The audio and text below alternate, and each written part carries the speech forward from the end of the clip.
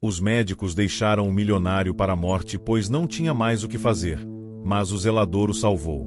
Antes de começarmos, não se esqueça de se inscrever no canal para não perder nenhuma história incrível como essa. Vamos lá! Você já pensou o que acontece quando todo o seu dinheiro simplesmente não vale mais nada? No Brasil, mais de 80% das pessoas acreditam que o dinheiro pode resolver qualquer problema. Mas e quando a vida escapa por entre os dedos, e nem os melhores médicos conseguem fazer nada? Essa é a história real, e inacreditável, de um milionário brasileiro que foi deixado para morrer, sozinho, num hospital de luxo. Mas o que ninguém esperava é que seria justamente o zelador, o homem mais invisível daquele prédio, quem mudaria o destino que parecia selado. Se prepare, porque essa história vai virar o seu coração do avesso. São Paulo, 7h40 da manhã. O Hospital Albert Mendes, referência em medicina de alta complexidade, recebia naquele momento mais uma ambulância particular. Lá dentro, inconsciente, estava Antônio Brandão, 63 anos, CEO da Brandão Engenharia, um dos maiores nomes da construção civil do país. A notícia do seu colapso durante uma reunião com investidores ainda não tinha vazado na imprensa. Mas nos corredores do hospital, o clima já era de alerta máximo. Médicos renomados foram chamados com urgência. Antônio era VIP, do tipo que nunca usava fila, nunca recebia não, e sempre pagava à vista. Só que dessa vez, nem o dinheiro, nem os contatos, pareciam suficientes. Após uma bateria de exames, veio o diagnóstico: aneurisma cerebral grave, com risco altíssimo de morte cerebral. Os melhores neurologistas do país analisaram os resultados. E todos chegaram à mesma conclusão: não há mais nada a ser feito, disse a doutora Lúcia Amaral, diretora médica da UTI. Ele está vivo apenas por suporte. Tecnicamente, já o perdemos.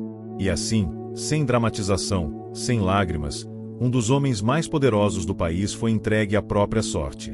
O quarto 305 foi isolado. Só os enfermeiros tinham acesso, e apenas para manter o básico: higiene, sedação e monitoramento. Antônio Brandão estava em coma profundo e, oficialmente, em contagem regressiva para a morte.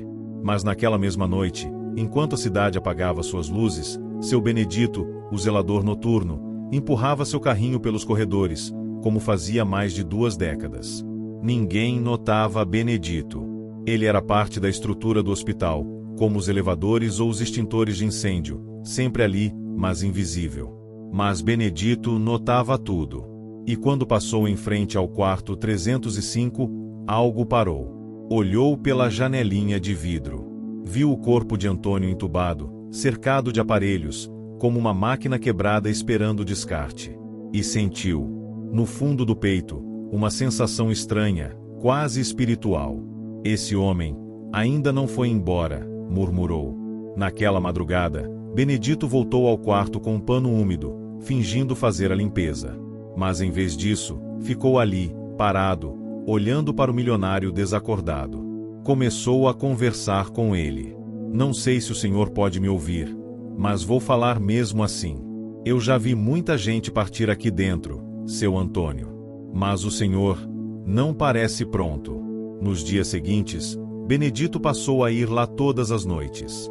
Levava um radinho pequeno com músicas antigas, acendia discretamente uma vela de 7 dias no canto da janela, que apagava antes do turno da manhã, e falava com Antônio como se fosse um velho amigo. O senhor sabia que também perdi um filho? Tinha 9 anos.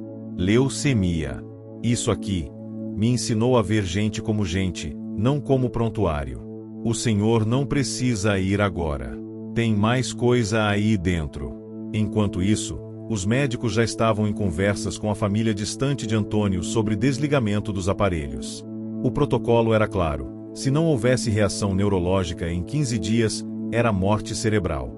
Mas algo estranho começou a acontecer. Na 11ª noite, Benedito notou algo. Ué! Mexeu o dedo. Achou que era sua imaginação. Mas então, o monitor apitou. Os batimentos estavam subindo levemente. Na 12ª noite, ele moveu a cabeça. Doutora! Gritou uma enfermeira. Ele tá reagindo. A sala virou um caos. Médicos correram. testes foram refeitos. O diagnóstico foi colocado em dúvida. E enquanto os especialistas tentavam entender o que estava acontecendo, Benedito assistia de longe, em silêncio, com os olhos marejados. Eu sabia, sussurrou. E naquele momento, ninguém podia negar. O homem que foi deixado para morrer estava voltando. Mas o que ninguém ainda sabia é que esse retorno não seria apenas físico. Antônio Brandão voltaria à vida, mudado. E quem iniciou essa transformação não foi nenhum cirurgião renomado, mas um simples zelador, com mãos calejadas e fé inabalável. Esse foi só o começo. Porque às vezes, o verdadeiro milagre não está nos remédios. Está no coração de quem se recusa a desistir. Você já reparou que, quando estamos no topo, somos cercados por sorrisos, aplausos e pessoas que concordam com tudo que a gente fala. Mas e quando tudo desmorona? Quem é que fica? Quando Antônio Brandão abriu os olhos pela primeira vez após quase 2 semanas em coma, a sala estava vazia. Sem familiares. Sem médicos. Sem amigos. Só o barulho do monitor cardíaco e a presença silenciosa de um homem com uniforme azul, limpando o chão com um rodo. Era ele. De novo. Seu Benedito. Eu tô vivo? Murmurou Antônio, a voz fraca, quebrada. Benedito quase deixou o balde cair. Oh, glória! O Senhor acordou mesmo, disse ele, largando o pano e indo até a cama. Os olhos de Antônio se movimentavam devagar. Parecia confuso. E como não estaria? Tinha sido dado como morto. Um relatório médico frio, assinado e carimbado, já havia sido encaminhado à família. Na verdade, o hospital nem esperava que ele abrisse os olhos. Muito menos falasse. Calma, seu Antônio. Fica tranquilo. O senhor tá no hospital Albert Mendes. Teve um problema sério no cérebro, mas tá aqui. E acordado. Graças a Deus. Quem é você? Perguntou, tentando focar o olhar. Só um zelador, seu Antônio. Mas Deus quis que eu ficasse por aqui. E eu fiquei. Na manhã seguinte, os médicos entraram no quarto com a mesma cara de sempre, aquela expressão de eu sou a autoridade aqui. Quando viram Antônio consciente, piscaram, como se tivessem visto um fantasma. Senhor Brandão, é inacreditável. O senhor voltou. Inacreditável mesmo, murmurou Antônio, seco. E onde vocês estavam? Silêncio. Um silêncio que dizia muito. Eles sabiam que tinham desistido. O importante é que o senhor está se recuperando. Vamos iniciar uma nova bateria de exames. O senhor teve sorte. Não. Interrompeu, com esforço. Não foi sorte. Os médicos se entreolharam, desconcertados. Benedito, parado no canto, apenas abaixou os olhos e continuou em silêncio. Nos dias que se seguiram, a recuperação foi lenta, mas progressiva. Antônio, acostumado a dar ordens e ser o centro do universo, agora dependia de uma cadeira de rodas, de remédios e de um corpo que não obedecia mais com tanta precisão. Mas ele estava vivo. E esse fato, por si só, já era um milagre. O que ninguém esperava era a mudança que começava a nascer dentro dele. Na terceira noite após acordar, Antônio pediu, me traz aquele homem. O zelador. Senhor Brandão, temos uma equipe de enfermagem à disposição. Podemos chamar. Não. Quero ele. O homem que esteve aqui. Quando vocês sumiram. Minutos depois, Benedito apareceu na porta. Sem jeito, chapéu na mão, olhos humildes. Mandou-me chamar, seu Antônio. Entra. Fecha a porta. O silêncio se fez por alguns segundos. Então Antônio falou, eu ouvi você. Todos esses dias. Achei que era sonho, mas agora eu sei que não era. Benedito engoliu seco. Eu só fiz o que meu coração mandou, patrão. Ficar ali, conversar, rezar um pouco. Às vezes, a gente acha que ninguém escuta, mas Deus escuta sim. Por que você ficou? Perguntou Antônio, encarando-o. Porque ninguém mais ficou. Essas palavras bateram mais forte que qualquer tratamento médico. Antônio, que sempre acreditou que o mundo girava ao redor do dinheiro, percebeu pela primeira vez que, no fim das contas, era só mais um ser humano. Você tem filhos, Benedito? Tive. Um só. Foi embora cedo demais. Eu também. Antônio desviou o olhar. Foi quando parei de viver. E naquele quarto silencioso, dois homens completamente diferentes, um milionário e um zelador, partilharam a mesma dor. E algo invisível começou a se formar ali: respeito. Dias depois, a notícia da recuperação de Antônio finalmente vazou. A imprensa enlouqueceu. Milionário da construção civil volta do coma após diagnóstico irreversível. Jornais, portais de notícias e programas de TV queriam entrevistas. Mas Antônio recusou todas. Pela primeira vez na vida, ele queria silêncio. Não queria fama. Não queria manchetes. Queria entender o que havia acontecido com ele, por dentro. No 10º dia após o despertar, ele pediu para andar pelos corredores com auxílio. A fisioterapia já permitia alguns passos lentos. Mas ele queria mais que exercício, queria observar. E viu. Viu pacientes esquecidos em corredores. Viu acompanhantes dormindo sentados por falta de cadeiras. Viu funcionários sobrecarregados. E viu Benedito, sorrindo mesmo com o rodo nas mãos e a coluna cansada. Naquele instante, Antônio sentiu vergonha. Como eu vivi tanto tempo, sem ver nada disso? No final da tarde, chamou seu advogado no hospital. Quero mudar algumas cláusulas do testamento, disse, com firmeza. O senhor deseja o que exatamente? Quero criar um fundo. Em nome do meu filho. Um instituto. Quero investir na saúde pública. Em gente invisível como o Benedito. O advogado arregalou os olhos. O senhor está falando de milhões, Brandão. Estou falando de propósito. E naquele momento, a transformação se completava. Antônio Brandão não era mais o homem que entrou naquele hospital. Ele era outro. Graças a um zelador que não desistiu. Você já se perguntou por que algumas pessoas entram na nossa vida sem aviso e mudam tudo? Elas não têm cargos altos, não aparecem na TV, não dirigem carros de luxo. Mas tem algo que muita gente poderosa perdeu pelo caminho: coração. Esse capítulo mostra como um milionário, salvo por um homem invisível aos olhos do mundo, começou a entender que poder de verdade é transformar vidas. E essa virada começa agora. Já haviam se passado quase 3 semanas desde que Antônio Brandão abriu os olhos no quarto 305. Sua recuperação surpreendeu todos no hospital.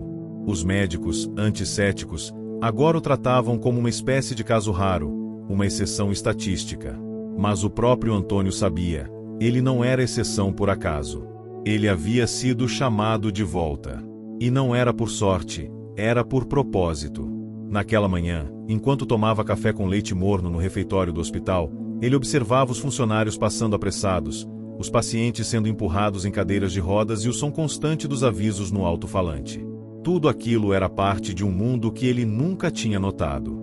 Engraçado, eu passei a vida mandando em centenas de funcionários. Mas só agora vejo quem realmente move esse país, disse ele, pensativo. Do outro lado da mesa, seu Benedito tomava seu café com pão seco, em silêncio. Ainda se sentia sem graça de dividir a mesa com um homem que, até semanas atrás, era inacessível. Mas Antônio insistia. O senhor devia estar descansando, patrão. Tá ficando forte já, logo recebe alta. Ainda não, respondeu. Ainda tenho coisa para fazer aqui dentro. Benedito levantou uma sobrancelha. Coisa para fazer, no hospital? Antônio olhou em volta. Quero conhecer gente. Ver histórias. Entender o que eu nunca quis enxergar. Durante as tardes, com autorização da direção do hospital e a simpatia renovada dos médicos, Antônio começou a andar pelos corredores. Conversava com pacientes. Escutava enfermeiras. Perguntava sobre jornadas de 12 horas, plantões sem descanso e a rotina esgotante. Esse senhor aí é um milagre, cochichavam algumas pessoas. Mas parece que ele virou outra pessoa, diziam outras. E era a verdade. Num dos andares de internação, Antônio conheceu Dona Marilene, uma aposentada que aguardava 3 meses por uma cirurgia na coluna. Eu só vim parar aqui porque caí no banheiro. Moro sozinha. Meu filho tá preso. Mas Deus tem um plano para tudo, né? Aquilo tocou fundo. A senhora tem alguém que venha te visitar? Só a moça da limpeza. Uma querida. A frase ecoou como um soco no estômago. Quantas Marilenes ele tinha ignorado na vida? Naquela mesma noite, de volta ao quarto, Antônio chamou Benedito para conversar. Você sabe quantas vidas já passou limpando aqui dentro? Benedito riu de leve. Patrão, perdi a conta faz tempo. Só sei que cada uma deixa um pedacinho aqui. E você nunca pensou em sair daqui? Fazer outra coisa? Já pensei. Mas aqui é onde eu sirvo. E servir, patrão, também é missão. Essas palavras não saíam da cabeça de Antônio. Enquanto muitos queriam status, fama ou riqueza, Benedito só queria ser útil.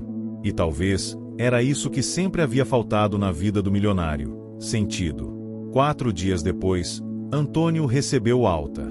Mas antes de sair, deixou um envelope lacrado com a direção do hospital. Era uma doação de R$5 milhões para a criação de um setor de cuidado humanizado.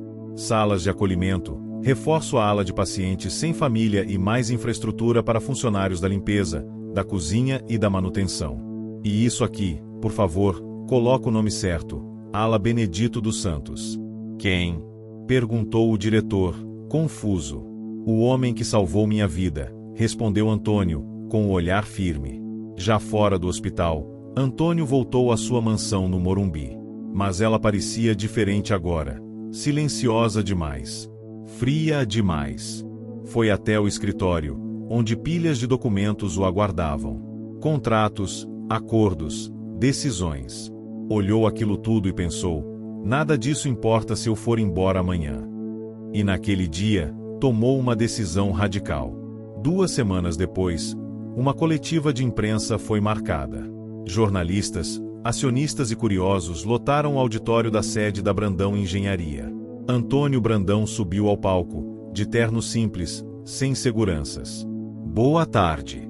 Eu queria agradecer a presença de todos. Mas hoje, não vim anunciar lucros. Vim anunciar um novo ciclo. O burburinho aumentou. Estou deixando oficialmente a presidência da empresa. E estou destinando parte do meu patrimônio à criação de um projeto social voltado à saúde pública e à valorização de profissionais invisíveis, como os que me salvaram. Alguns se entreolharam, incrédulos.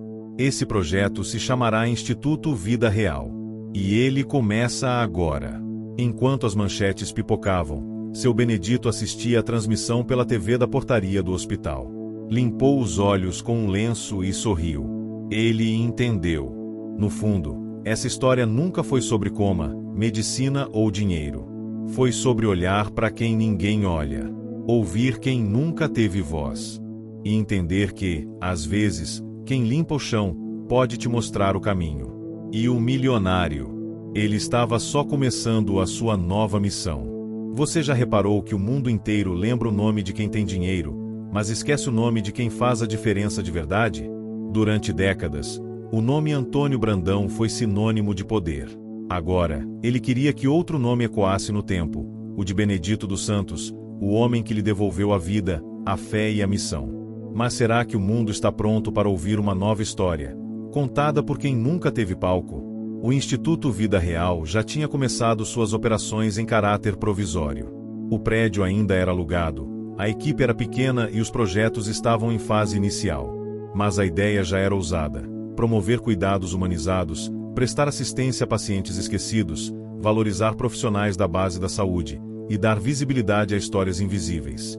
Na primeira reunião com os coordenadores, Antônio foi direto: o nosso maior valor é a empatia. Se perdermos isso, viramos só mais uma ONG com CNPJ bonito. Um dos assistentes administrativos sugeriu: Doutor Antônio, talvez seja interessante pensarmos em algo com visibilidade. Um documentário, redes sociais, algo que conte sua história. Antônio hesitou. Ele não queria se colocar no centro. Mas teve uma ideia. Vamos contar sim. Mas a história começa com o Benedito. No Hospital Albert Mendes, a movimentação estava agitada naquela manhã. Câmeras de vídeo, luzes, microfones. Era a primeira gravação do documentário O Homem que Ficou. Mas Benedito não gostava de câmera. Eu só fiquei ali, patrão. Não fiz mais que minha obrigação, dizia, envergonhado, ajeitando o boné. Mas ninguém mais ficou, Benedito. É isso que você não entende, respondia Antônio, sorrindo. Durante as gravações, Benedito contou sobre sua infância no interior da Bahia, sua mudança para São Paulo, o trabalho duro, a perda do filho, a fé. E a noite em que sentiu que algo puxava em direção ao quarto 305. Aquilo não era só eu, não. Tinha algo maior ali. O documentário viralizou antes mesmo de ser finalizado. Trechos divulgados nas redes sociais comoveu milhares de pessoas. Um zelador que salvou um milionário. A fé que a medicina não entende. Quem tem pouco, dá muito mais. Jornais, rádios, podcasts começaram a procurar Benedito. Mas ele não queria fama. Queria continuar limpando o chão. E cuidando de gente, à sua maneira. Eu não quero palco. Quero o propósito. Enquanto isso, Antônio voltou à empresa pela última vez. Precisava encerrar pendências. Assinou documentos. Deixou a nova presidência nas mãos de Luana, sua vice, uma engenheira que cresceu na periferia e estudou com bolsa. Outra invisível que venceu. Na despedida, os funcionários o aplaudiram. Mas Antônio não sorriu. Estou saindo daqui mais rico do que entrei.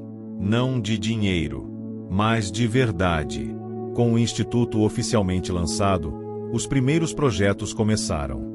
Item mutirões em hospitais públicos com profissionais voluntários. Item aulas de escuta ativa para médicos. Item treinamentos de acolhimento para atendentes e seguranças. E o mais simbólico, a Bolsa Benedito dos Santos, um auxílio financeiro mensal para funcionários da limpeza hospitalar em todo o Brasil. A repercussão foi gigante. Milhares se inscreveram. Muitos emocionados, dizendo, pela primeira vez alguém está olhando pra gente. Certa tarde, Benedito apareceu no instituto, de surpresa. Estava de boné e camisa polo, com um saco de pães na mão. Trouxe café, patrão. Ainda lembra como o senhor gostava? Antônio riu. Como esquecer? Aquele café me trouxe de volta. Sentaram-se na varanda do prédio novo, que tinha o nome de Benedito gravado em alto relevo na entrada. Ele ficou olhando por um tempo. Eu nunca imaginei ver meu nome numa parede assim. Bonito. Mas sabe o que eu mais gosto? É quando os funcionários passam e me chamam de seu Bene. Isso aí, pra mim, vale mais que aplauso. Naquela mesma semana, o Instituto foi convidado para uma premiação de impacto social. Antônio se recusou a ir. Esse prêmio não é meu. Insistiram. A equipe toda queria que ele recebesse. No dia da cerimônia, ele apareceu no palco, mas com uma condição: dividir o microfone com Benedito. Esse homem aqui, senhores e senhoras, não tem MBA, não tem diploma, nem seguidores no Instagram. Mas foi ele quem me salvou quando todos os especialistas do país me abandonaram. A plateia aplaudiu de pé. Ele não salvou só meu corpo. Ele salvou minha humanidade. Benedito, emocionado, apenas disse: eu só fiquei. Só isso. Mas naquele momento, todo mundo entendeu. Ficar, quando todos vão embora, é o maior ato de amor que existe. No fim daquela noite, voltando para casa, Antônio olhou pela janela do carro. A cidade seguia apressada, barulhenta, indiferente. Mas ele sabia que, em algum lugar, uma senhora seria ouvida num hospital. Um funcionário da limpeza seria tratado com respeito. Uma vida seria transformada. E tudo por causa de um gesto que não custou nada: ficar.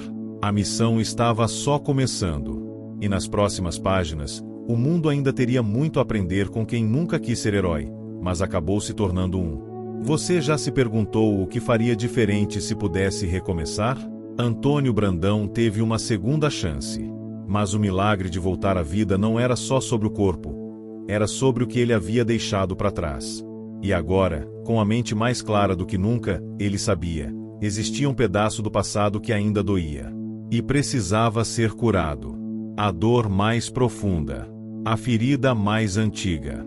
A perda do filho. O Instituto Vida Real ia de vento em popa. A equipe crescia, os projetos ganhavam força, e Antônio estava mais presente do que nunca. Mas por dentro, ainda havia um vazio. Benedito percebia. Ele conhecia aquele olhar. Era o mesmo que via no espelho, desde que seu menino partirá. Tá dormindo pouco, patrão, comentou, certa tarde. Não é nada, Benedito. Só cansado. É. Mas tem cansaço que não é do corpo, né? Antônio desviou o olhar. Ele sabia. Numa manhã nublada de terça-feira, Antônio se sentou sozinho no escritório do instituto. Abriu a última gaveta da mesa, onde guardava coisas que ninguém mais sabia que existiam. Fotos antigas, um caderno de rabiscos coloridos e um desenho amassado com assinatura infantil de Gabriel Brandão. Seu filho. Gabriel morreu aos 11 anos, vítima de uma infecção hospitalar que se agravou em 48 horas. Na época, Antônio estava em uma viagem internacional para fechar um contrato bilionário. Chegou no enterro, não no hospital. A culpa o corroeu por anos. Depois disso, Antônio se jogou no trabalho, fechou o coração e aprendeu a ignorar tudo que fosse emocional. O mundo dos sentimentos virou inimigo. Mas agora, a vida tinha lhe dado outra chance. E ele não podia mais ignorar o passado. Na semana seguinte, Antônio tomou uma decisão difícil: visitar o hospital público onde Gabriel havia sido internado. O prédio antigo na zona leste de São Paulo ainda funcionava, mesmo com poucos recursos. A recepção estava cheia. Gente esperando desde a madrugada. A pintura descascando. Ventiladores barulhentos. Era como visitar outro mundo, um mundo que ele nunca quis enxergar. Foi recebido pelo diretor da unidade, que, surpreso, o levou até o andar de internação pediátrica. O mesmo andar onde, mais de 20 anos antes, seu filho passou as últimas horas de vida. Aqui, doutor, é onde ainda atendemos as crianças em estado grave. O senhor quer ver os quartos? Antônio respirou fundo e assentiu. Entrou no antigo quarto 208. Estava diferente, reformado, mas ele reconheceu a posição da janela. As lágrimas vieram sem aviso. Ficou parado por alguns minutos, em silêncio. Me desculpa, meu filho, sussurrou. Eu devia ter estado aqui. Mas agora, eu tô. Na saída, chamou o diretor da unidade. Quantas crianças vocês perdem por falta de leito, Benedito? Muitas. Falta de leito, falta de insumos, falta de gente. Às vezes, é uma seringa. Às vezes, um frasco de soro. Antônio apertou os olhos. A revolta que sentia consigo mesmo agora virava combustível. Isso vai mudar. 2 semanas depois, o Instituto Vida Real anunciou seu projeto mais ambicioso até então: a criação da ala Gabriel Brandão, uma nova unidade de UTI pediátrica dentro do mesmo hospital público onde o menino havia falecido.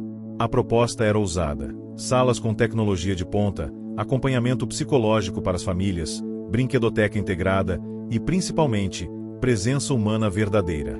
A notícia se espalhou. A mídia voltou os olhos para o projeto. Alguns diziam que era marketing, outros que era redenção. Mas para Antônio, era outra coisa: é justiça. Pelo meu filho, pelos filhos de todo mundo. Durante a obra, Antônio fez questão de acompanhar cada detalhe.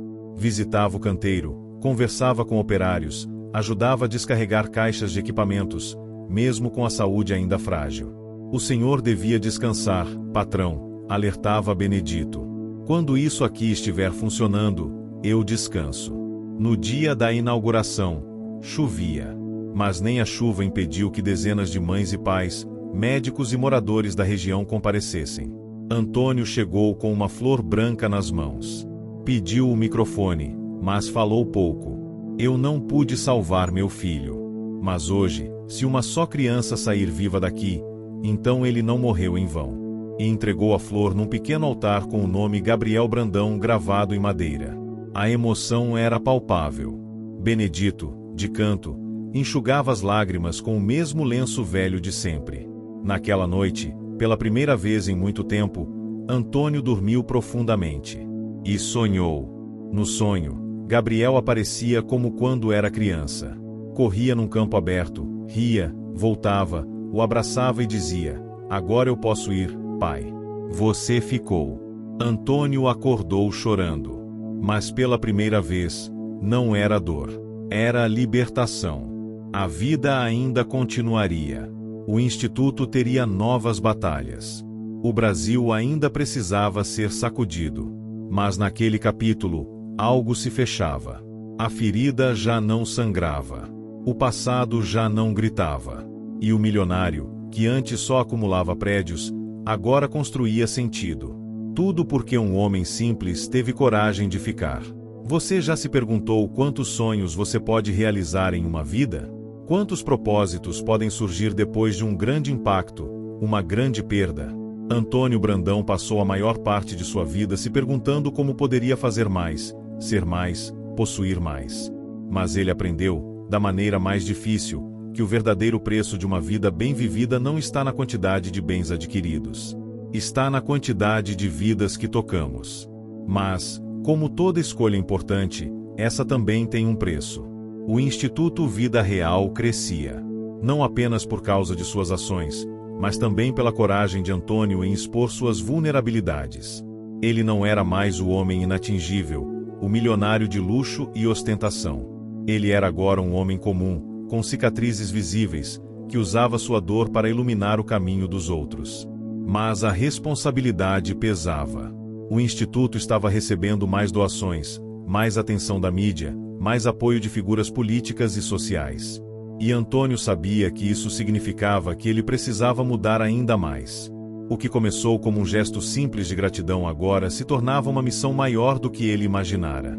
Na manhã daquele dia, Antônio estava na sede do Instituto, em uma reunião com a equipe administrativa. Havia uma proposta no ar, uma proposta que ele sabia que mudaria o curso do projeto para sempre. Temos uma chance de abrir uma nova ala no interior, mas precisamos de uma parceria com um grande hospital privado, explicou Luana, sua vice-presidente. A condição é que parte das receitas vão para o hospital. Isso nos ajudaria a expandir rapidamente. Antônio ficou em silêncio por alguns segundos, observando os rostos de sua equipe. Ele sabia que a parceria com o hospital privado poderia gerar mais recursos, mais visibilidade. Mas também sabia o que isso significaria. Essa parceria vai mudar a essência do nosso trabalho, disse ele, finalmente, com um tom sério. Não queremos ser apenas mais uma ONG que faz marketing da dor. O que estamos criando é um movimento genuíno, uma revolução na saúde pública. Não podemos perder isso por dinheiro. Luana, que sempre o apoiava, fez uma pausa antes de responder. Eu entendo, Antônio, mas às vezes temos que fazer concessões para alcançar algo maior. Podemos garantir que parte dos recursos seja direcionada para os mais necessitados.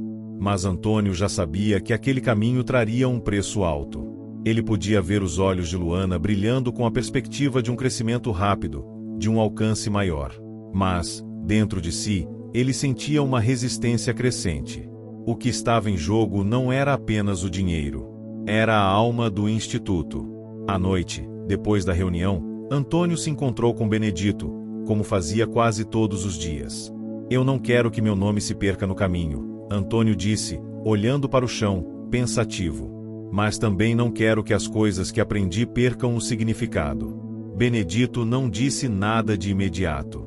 Ele sabia que esse dilema estava consumindo Antônio por dentro. O senhor acha que, quando comecei a trabalhar aqui, eu sabia o que ia acontecer?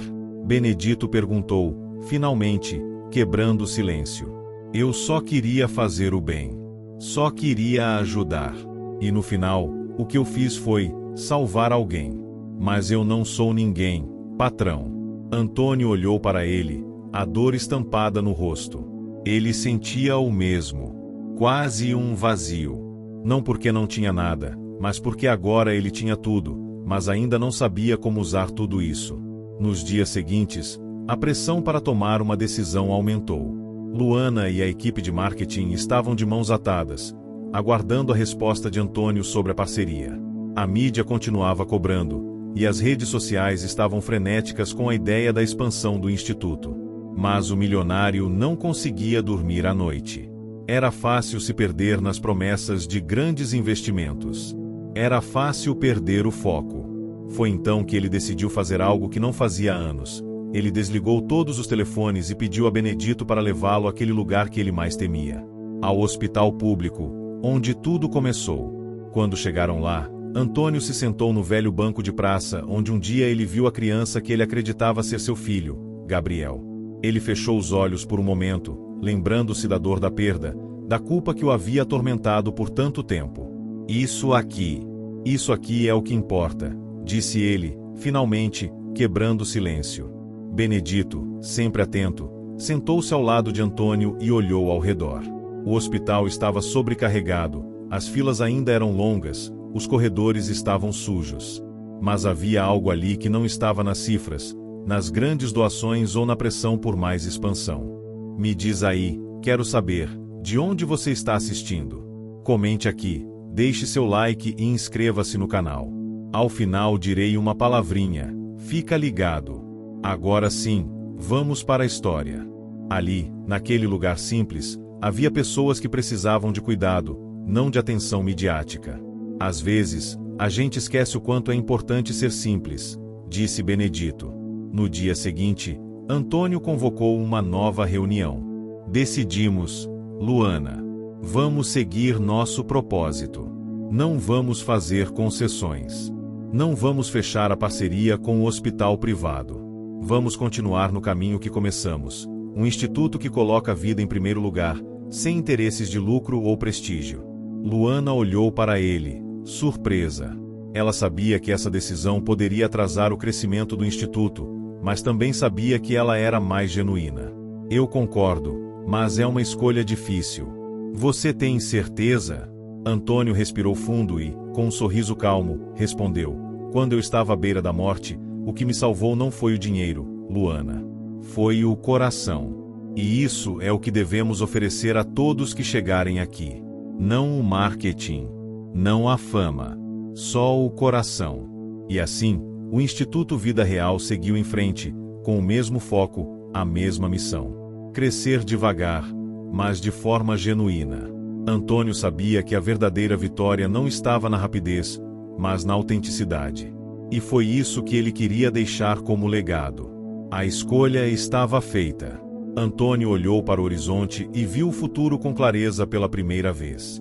Não era o que ele imaginara, mas era o que ele precisava. Você já sentiu que, mesmo tendo tudo o que sempre sonhou, o vazio dentro de você não desaparece? Que, de alguma forma, a busca pela realização não termina na satisfação, mas em um eterno ciclo de perguntas sem respostas? Antônio Brandão finalmente entendeu que o maior custo de sua jornada não era o dinheiro, nem as escolhas que fez. O custo real estava no silêncio, no não dizer, no não compartilhar. O silêncio de quem esconde uma dor profunda, uma perda que nunca se cura de verdade. O Instituto Vida Real estava se consolidando como uma das mais respeitadas iniciativas sociais do Brasil. Antônio estava sendo aplaudido por sua coragem, sua decisão de se manter fiel aos seus princípios. Mas, enquanto o mundo via como um homem redimido, ele sentia que algo faltava. Aquela dor, aquela sombra do passado, ainda estava ali. Seus dias eram preenchidos por reuniões, apresentações, novos projetos. Mas todas as noites, sozinho em sua casa, o silêncio voltava a dominar. Benedito, que agora acompanhava Antônio em grande parte de suas decisões, notava o quanto ele estava distante, como se a distância entre ele e o mundo aumentasse a cada dia. O Senhor tem que falar, patrão. Tem que deixar sair o que está dentro, disse Benedito, certa vez, com a voz tranquila, mas firme. Antônio sabia o que Benedito queria dizer. Mas ele temia o que aconteceria se abrisse a caixa de Pandora dentro de si.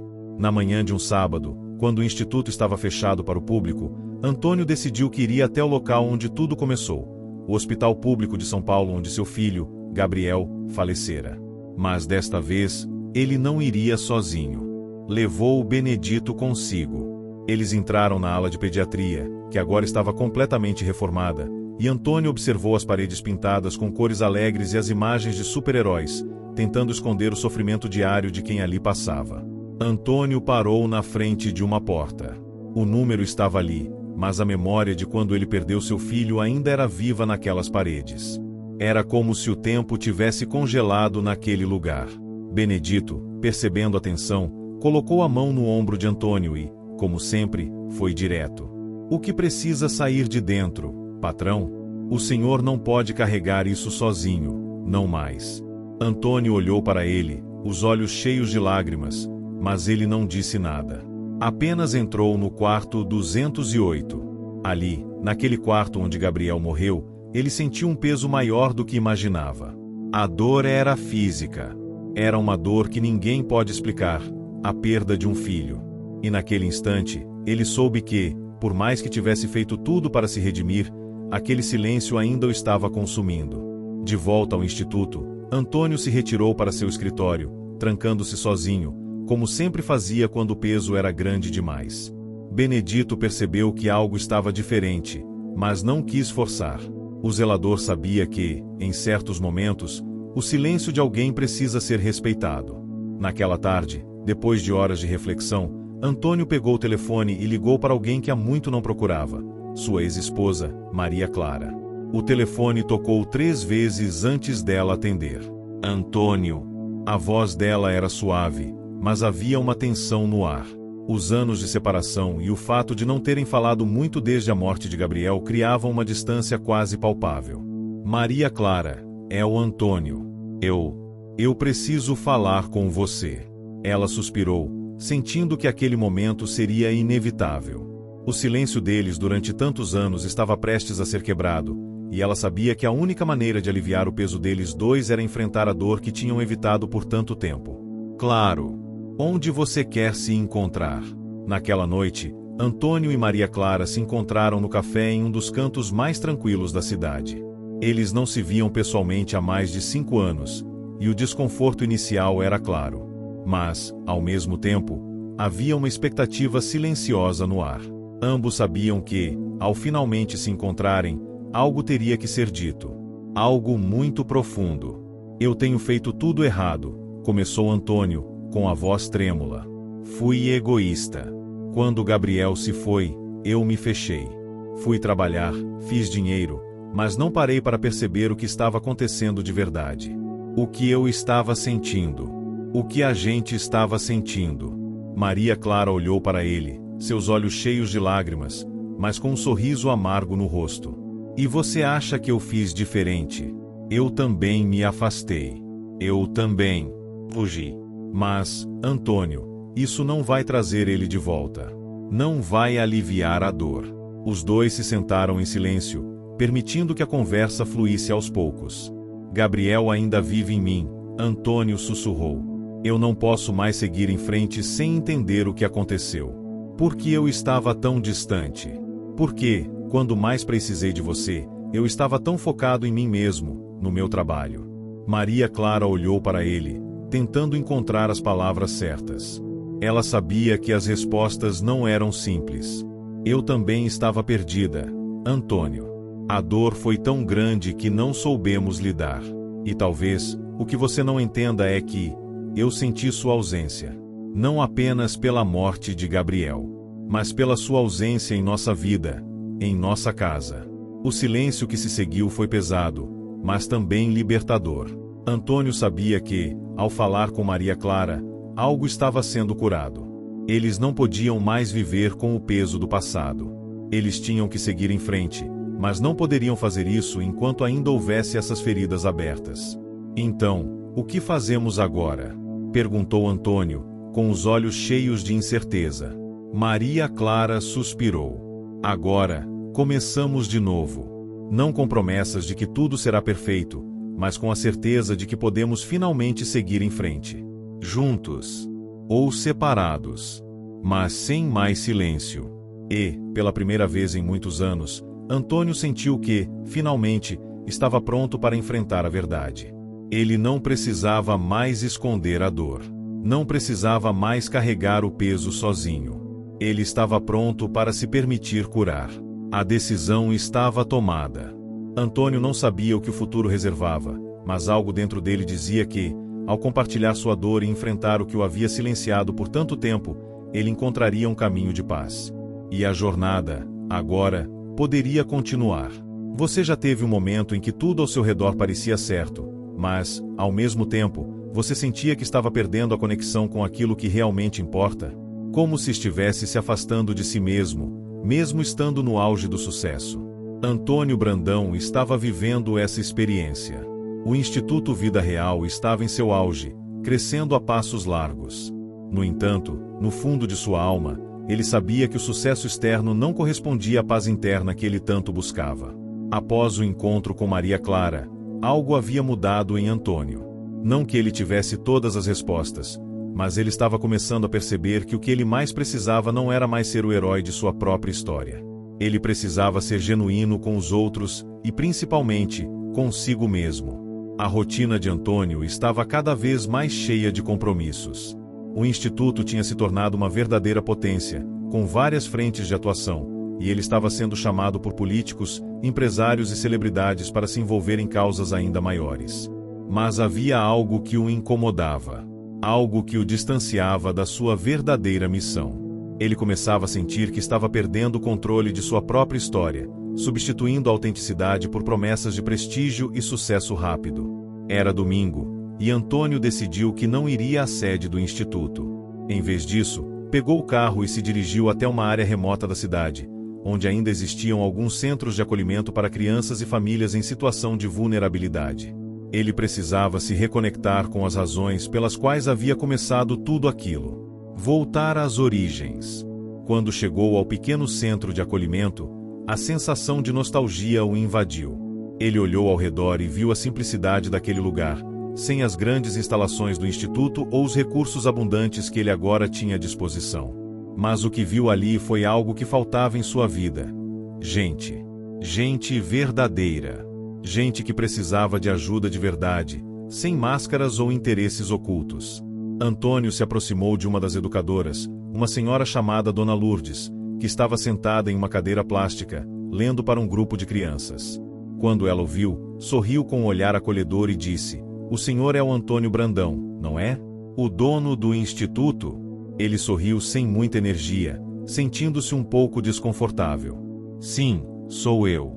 Mas não vim aqui como empresário. Vim como alguém que quer entender o que realmente importa." Dona Lourdes levantou a sobrancelha, surpresa com a sinceridade na voz de Antônio. Ela sabia que muitas pessoas, ao procurarem um centro como aquele, queriam mais que ajudar, queriam se exibir, queriam fama. Mas o homem à sua frente parecia diferente. Ele parecia perdido. "Fique à vontade, Sr. Antônio. Nossos pequenos sempre têm algo a ensinar. Eles têm uma sinceridade que falta nos adultos." Antônio, então, se sentou junto a uma das crianças, que estava desenhando em um pedaço de papel. A criança olhou para ele com curiosidade e, com um sorriso tímido, ofereceu-lhe o desenho. "Para o senhor. Um presente."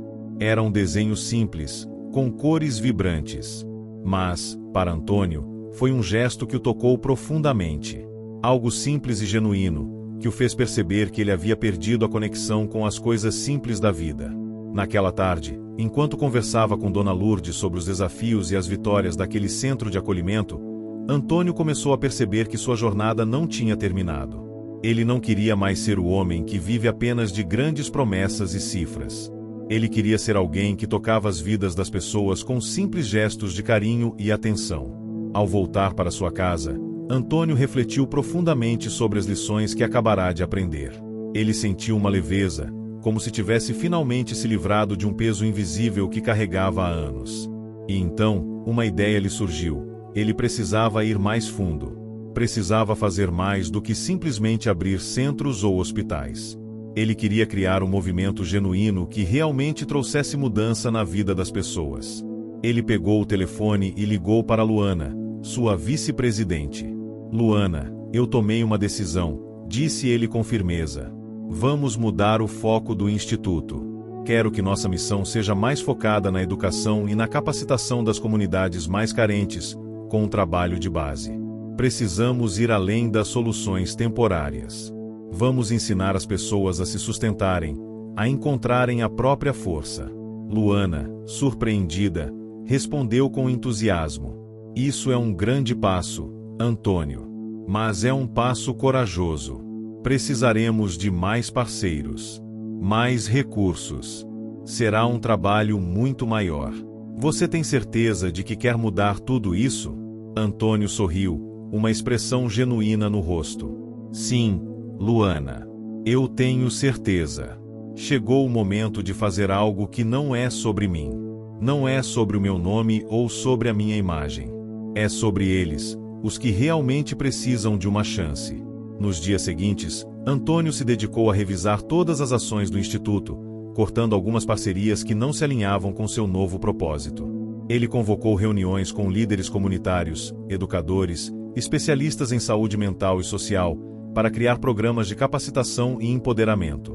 Não bastava apenas abrir mais clínicas ou hospitais. Ele queria transformar vidas, não apenas oferecer um paliativo para os problemas. Enquanto trabalhava incansavelmente para traçar um novo caminho, Antônio ainda sentia a sombra do passado. A perda de Gabriel era algo que nunca se apagaria completamente. Mas ele agora sabia que a verdadeira forma de honrar a memória do filho não era se afundando no lamento ou no silêncio. Era viver a vida de maneira plena, de forma genuína, ajudando as pessoas de forma real e permanente. E assim, o Instituto Vida Real começava a escrever um novo capítulo de sua história. Um capítulo em que o poder da transformação não vinha apenas das grandes ações, mas de um compromisso mais profundo com a vida real. E no fim, Antônio Brandão descobriu algo que ele nunca imaginara. O maior poder de cura não está no que damos, mas na forma como nos permitimos ser tocados pelo outro. E assim, o ciclo da vida, da dor e da superação seguia adiante. Você já se deparou com uma decisão difícil, onde as escolhas parecem ser feitas para testar sua força interior? Quando, no fundo, a verdadeira batalha não está no que você faz, mas no que você não faz? Antônio Brandão estava em um momento crucial de sua vida. Depois de anos de luta, de reconstrução de sua própria jornada e de transformação do Instituto Vida Real, ele agora enfrentava o maior desafio de todos: manter-se fiel a si mesmo em meio a um mundo de poder, dinheiro e interesses que sempre pareciam se interpor no caminho da verdadeira mudança. O Instituto tinha conquistado o reconhecimento, e suas ações começaram a atrair mais atenção da mídia, de empresários influentes e até de políticos. As grandes somas de dinheiro estavam começando a fluir, mas com elas vinham também as tentativas de influência. Alguns desses novos parceiros pareciam genuínos, mas havia algo em seus olhares, algo em suas palavras, que não combinava com a missão de Antônio. Ele sabia que a verdadeira transformação não vinha da superfície, mas da profundidade. E para isso, ele teria que fazer uma escolha. Antônio se sentou em seu escritório, observando as novas propostas de parcerias que estavam em sua mesa. Ele se sentia como se estivesse no meio de uma encruzilhada, onde uma escolha simples poderia colocar tudo em risco. O que mais o incomodava era a pressão silenciosa para fazer mais, crescer mais rápido, expandir sem limites. Havia ofertas de ajuda de grandes corporações, grandes empresários que falavam sobre investimentos e impacto global. Mas tudo parecia ter um preço. Seu telefone vibrou. Era uma mensagem de Benedito, seu amigo de longa data e braço direito no Instituto. Antônio, um grande empresário quer se reunir com você. Ele tem um projeto de expansão que seria perfeito para o Instituto. Será que podemos confiar nele?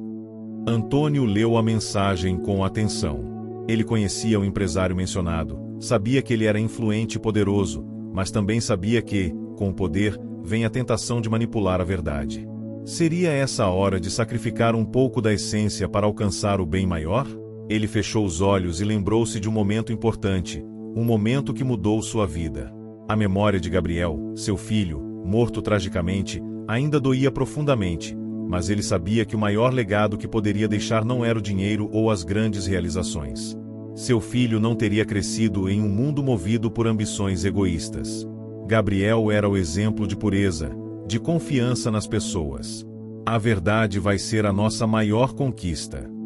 Essas palavras ecoavam na mente de Antônio, palavras que ele mesmo proferiu quando fundou o Instituto. Mas, à medida que o tempo passava, ele se via cada vez mais afastado de sua missão inicial. No dia seguinte, Antônio decidiu se reunir com o empresário. Ele queria ouvir o que ele tinha a dizer, mas sabia que seria uma conversa difícil.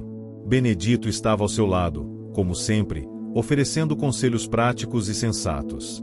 Eles se encontraram no escritório do empresário, um ambiente luxuoso e impessoal. O homem estava em uma sala cheia de vidro e paredes de concreto, a decoração minimalista que deixava claro o foco em eficiência. O empresário, um homem alto e de voz firme, não demorou a ir direto ao ponto. Antônio, o que você fez com o Instituto é impressionante. Mas sabemos que, para levar sua missão a um nível global, precisamos de investimentos maciços. Eu tenho recursos para isso. Só precisamos de um compromisso mútuo. Ajudarei a expandir a rede de clínicas, os projetos de acolhimento, tudo em grande escala. Antônio o observava atentamente. Ele sabia que um projeto grande e bem-sucedido poderia mudar a vida de muitas pessoas. Mas também sabia que o preço disso poderia ser mais alto do que ele estava disposto a pagar. E qual é o preço? Perguntou Antônio, sem rodeios.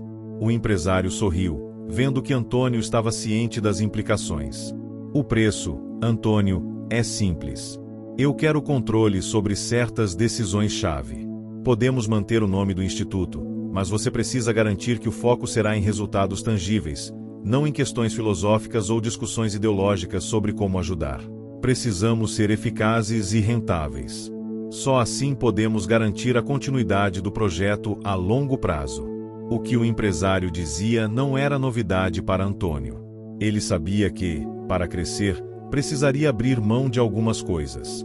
Mas o que realmente o incomodava era o subtexto daquela proposta, a ideia de que o objetivo final não seria mais o de ajudar, mas de obter lucro. Naquela noite, Antônio não conseguia dormir. Ele caminhava pela casa, sentindo a pressão da decisão que tinha em mãos. Durante anos, ele acreditou que poderia mudar o mundo com ações sinceras e bem-intencionadas. Mas agora, ele sentia que o sistema estava tentando engoli-lo. Ele pensava no que Gabriel diria se estivesse ali. O que seria o legado de Gabriel, papai? Seria o que você faz pelos outros ou o que você tem por dentro? Ele lembrou-se de como seu filho, mesmo sendo tão pequeno, sempre questionava a superficialidade das coisas. Não era o quanto ele possuía, mas o quanto ele se importava com os outros. O que ele queria era conectar, transformar vidas, não manipular o sistema. No final daquela noite, Antônio tomou uma decisão. Ele precisava ir contra o fluxo. Precisava lembrar-se de sua missão original. O Instituto não seria uma empresa de lucros ou expansão sem fim. O Instituto seria a voz das pessoas que ninguém ouvia, a esperança para aqueles que achavam que nunca teriam uma chance. No dia seguinte, Antônio se encontrou com o empresário novamente. Eu entendi sua proposta, começou Antônio, firme e determinado. Mas ela não é mais compatível com o que eu quero para o Instituto. Eu não quero um projeto que seja movido por resultados financeiros. Eu quero que nossa missão continue sendo humana, genuína e acessível para todos, sem exceção. O empresário olhou surpreso, mas Antônio manteve sua postura. Eu sei o que você está tentando oferecer, e aprecio a sua ajuda. Mas o Instituto Vida Real não é para ser controlado. Não é para ser vendido. Ele é para as pessoas, e eu vou continuar a trabalhar para mudá-las, de forma verdadeira, mesmo que isso signifique que nosso crescimento será mais devagar. O que eu realmente preciso agora é de parcerias verdadeiras, não de acordos que envolvem interesses ocultos. O empresário ficou em silêncio por um momento. Sabia que não poderia manipular Antônio como pensava, mas, antes de sair, deixou uma última palavra. Você está fazendo a escolha difícil, Antônio. Mas às vezes, são as escolhas difíceis que nos definem. E com isso, Antônio Brandão decidiu mais uma vez que sua jornada não seria marcada por riquezas ou fama, mas pela verdade e pelo propósito genuíno de fazer o bem. A noite no Hospital São Lucas estava mais silenciosa do que nunca. O ambiente, normalmente movimentado e cheio de urgências, parecia ter entrado em um estado de calma irreconhecível. Isso era, em grande parte, devido ao fato de que um dos pacientes mais ilustres daquele hospital estava à beira da morte. Antônio Brandão, um dos empresários mais ricos do Brasil, estava prestes a sucumbir a uma doença rara e incurável que havia dominado seu corpo. As horas estavam passando, e o destino parecia já selado. No quarto 312, os monitores bipavam suavemente, indicando que a vida de Antônio estava quase no fim. Ele estava inconsciente, seu corpo exausto e fraco, e seus pulmões mal conseguiam realizar o trabalho de respiração. Os médicos, aqueles profissionais altamente capacitados que haviam dedicado suas vidas a salvar pessoas, já haviam se rendido. Eles haviam feito tudo o que podiam, tentaram as últimas opções, mas nada parecia funcionar. O diagnóstico estava claro, não havia mais o que fazer. A doença, um câncer agressivo e raro, já havia se espalhado por todo o corpo de Antônio, e as chances de recuperação eram praticamente inexistentes. O Dr. Alencar, o médico-chefe da equipe, era um homem que raramente mostrava suas emoções, mas aquela noite foi diferente. Ele se aproximou da cama de Antônio com um olhar desolado. Não há mais nada a ser feito, infelizmente. Ele não resistirá até o amanhecer. A família já foi avisada. Vamos prepará-los para o pior. As palavras do Dr. Alencar não eram novas. Eles já haviam dito à esposa de Antônio, Elisa, e aos filhos, que a situação era irreversível. Eles haviam discutido as opções, e a última delas havia sido a de permitir que Antônio passasse seus últimos momentos com dignidade, sem mais intervenções dolorosas. Elisa, sua esposa, estava devastada. Ela havia perdido a esperança de ver seu marido de volta à vida. Mesmo com toda a sua fortuna, Antônio não poderia ser salvo. Não agora. Ele sempre foi um homem de grande força, não só nos negócios, mas também na vida pessoal, sempre à frente das decisões mais difíceis. Mas agora ele estava à mercê de uma doença implacável, e nada parecia capaz de salvá-lo. No entanto, enquanto os médicos faziam suas anotações e discutiam a situação com os familiares, havia alguém no hospital que ainda acreditava em um milagre. Benedito, o zelador. Um homem simples, de aparência humilde e sorriso tranquilo, ele não tinha os conhecimentos médicos de um doutor ou a riqueza de um empresário, mas possuía algo que nenhum dos outros tinha: fé. Benedito acreditava que, enquanto ainda houvesse vida, existia esperança. Ele passava pelas enfermarias todos os dias, limpando os corredores, cuidando da manutenção do hospital, mas sempre com um olhar atento para os pacientes. Ele nunca foi de falar muito, mas sempre que via alguém em dificuldade, ele dava uma palavra de conforto ou uma oração silenciosa. Para ele, o trabalho não se resumia ao que estava em suas mãos. Ele acreditava que, se pudesse, ajudaria todos ao seu redor. Benedito havia ouvido sobre a condição de Antônio Brandão. Ele sabia que o milionário estava em estado crítico, mas, ao contrário dos médicos que já haviam perdido as esperanças, Benedito ainda acreditava que algo poderia ser feito. Ele sentia que a vida de Antônio não havia terminado ainda. Ao passar pelo corredor daquela ala onde Antônio estava internado, ele viu o quadro do paciente. O nome Antônio Brandão estava escrito na ficha, e, ao olhar mais de perto, Benedito viu o estado em que ele estava. Sem vida, sem movimento, sem a menor expressão de esperança. Foi então que Benedito se lembrou das palavras de sua avó, uma mulher que sempre lhe disse que a fé poderia mover montanhas. Ele não entendia como, mas algo dentro dele dizia que aquele homem, com toda a sua riqueza e poder, ainda poderia ser salvo. Era uma sensação difícil de explicar, mas Benedito acreditava. Sem hesitar, ele se aproximou do quarto de Antônio. Ele entrou sem ser notado, pois os médicos e enfermeiras estavam na outra ala discutindo os últimos preparativos. Benedito se ajoelhou ao lado da cama de Antônio e, com uma mão sobre a de Antônio, começou a orar. Sua oração não era uma prece longa e rebuscada. Era simples, com palavras de fé e esperança. Senhor, eu não sou ninguém, apenas um homem simples. Mas peço a Ti, com toda a minha fé, que dê a este homem a chance de viver, a chance de encontrar o que ele ainda precisa. Eu sei que o impossível existe para os olhos humanos, mas não para Ti. Por favor, Senhor, dê-lhe mais um dia, mais uma chance de lutar. Ele ficou ali, de joelhos, por algum tempo. Seus olhos estavam fechados, mas ele sentia a presença de algo maior, algo que não poderia ser explicado, mas que ele sabia estar ali. Era uma sensação de paz, uma tranquilidade que invadiu o ambiente de forma inexplicável. Enquanto Benedito orava, algo extraordinário aconteceu. O monitor, que antes estava quase em linha reta, indicando a iminência da morte, começou a mostrar sinais de atividade. Os batimentos cardíacos de Antônio começaram a se acelerar, ainda que lentamente, mas de maneira visível. Sua respiração, que havia sido irregular e superficial, agora estava ficando mais firme. Benedito não abriu os olhos, mas sentiu um momento, uma sensação de que algo estava mudando, que um milagre estava acontecendo. Aos poucos, Antônio foi voltando, com os batimentos cardíacos ganhando ritmo, a respiração se tornando mais forte. Quando Benedito finalmente abriu os olhos, ele viu que Antônio havia dado sinais de vida.